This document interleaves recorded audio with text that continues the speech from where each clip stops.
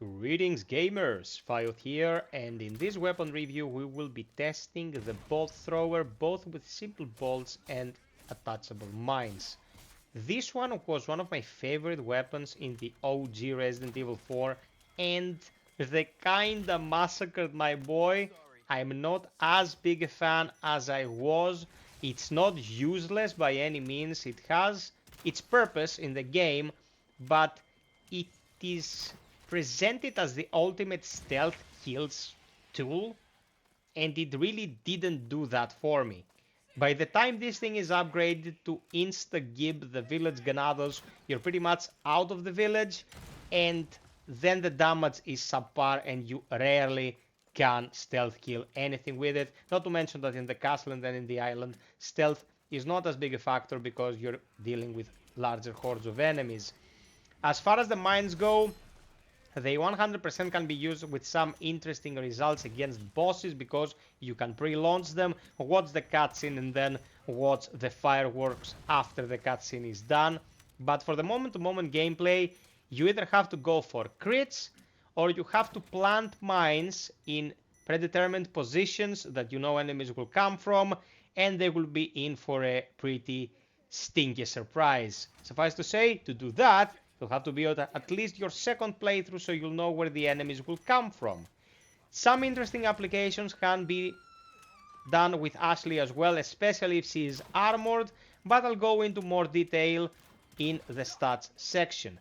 Without further ado, let's break it down and see what you can and can't do with the bolt thrower. So, let's have an in-depth look at this beastie and see what it is all about. The bolt thrower, a weapon that shoots bolt projectiles. The bolts can be fitted with attachable mines that detonate upon proximity.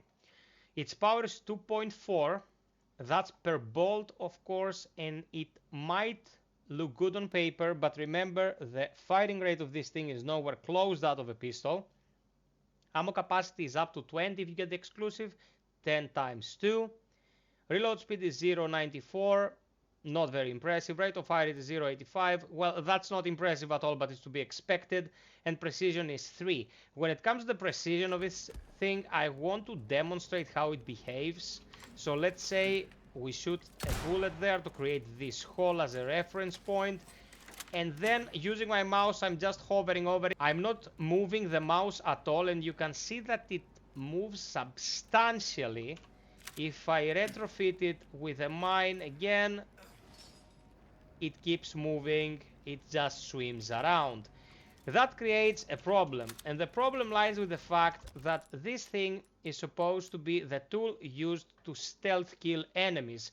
We're dealing with two issues here. First, you cannot be pinpoint accurate because both the swaying of the weapon and the fact that it's not a guaranteed crit means that even if you hit a headshot, you are not going to kill the enemy 100%. If the enemy is not killed, it will alert the others. Furthermore, it has travel time. Each shot you fire has a traveling time and declining arc, so you have to kinda eyeball it when you want to shoot. You have to imagine the arc that the bolt will follow, so you know the head will collide with the munition. Not very consistent on that regard, and if you're gonna use this for a stealth weapon, you wanna play New Game Plus on assisted or standard because enemies have pretty low health pools and you can maybe take out an enemy consistently with the bolts. Not a guaranteed kill by any means, but your chances are improving. If you play with this on professional, as you saw in the opening clip, it's a crapshoot. You hope for crits. Crits pretty much never happen. You just shoot bolt after bolt, and the damage is pretty underwhelming. Where the strength of the weapon lies is with these, the attachable mines. The attachable mines pretty much guarantee that you'll have an explosion follow the initial shot, and if the explosive is not approached in time, you can even retrieve both this and the bolt. So if you place a mine and the mine never triggers, you're not gonna lose your ammunition. It will be retrievable and it will be returned to your inventory as long as you make it in time because it has a fuse. You can set up traps, as I demonstrated in the opening clip, if you know where enemies will appear from.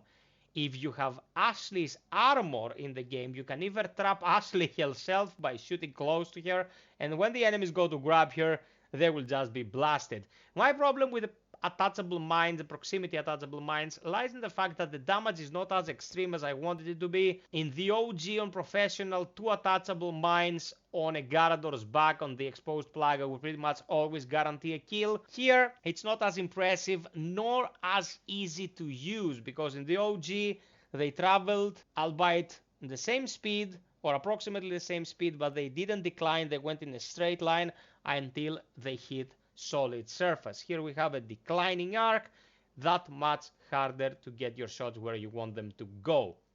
It's a utility-based weapon first and foremost. It's aimed at improving your odds of managing an encounter and directing the way it will play out. You don't use this thing to deal direct damage, you use it to set up clusters of kills. It is very, very effective in that regard in fights like the bulldozer and the cabin. But all in all, it's not going to be the game changer. It's going to be a weapon that will assist you, not the main damage dealer. I've seen runs of this thing 100% played on standard mostly, but here I try to test everything on professional, and to be absolutely honest with you, for professional I'd skip this entirely 100%, focus on something else, funnel my funds there and optimize instead of using the bolt thrower. Something that I came to realize whilst making these reviews is that certain weapons like the TMP, the bolt thrower, are really niche. Like, you can go an entire playthrough without ever touching this and you won't be missing on a lot.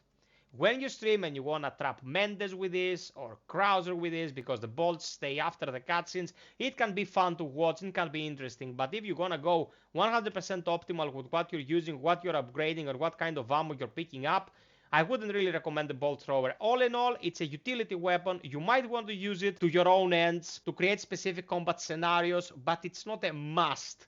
I'm going to put it that way. In the OG, there were specific instances, specific uses for this thing that were unique to this thing. It could not be substituted. Now, with the damage not quite there and the arcing projectiles, it can be tricky to use and in the end not very effective in a pinch. I hope you found this useful, guys. I've covered a lot of weapons in Resident Evil 4 Remake, so sub-like, hit notification bell for future updates, and if you want to get started on the rest of my guides, you can click right here. Cheers!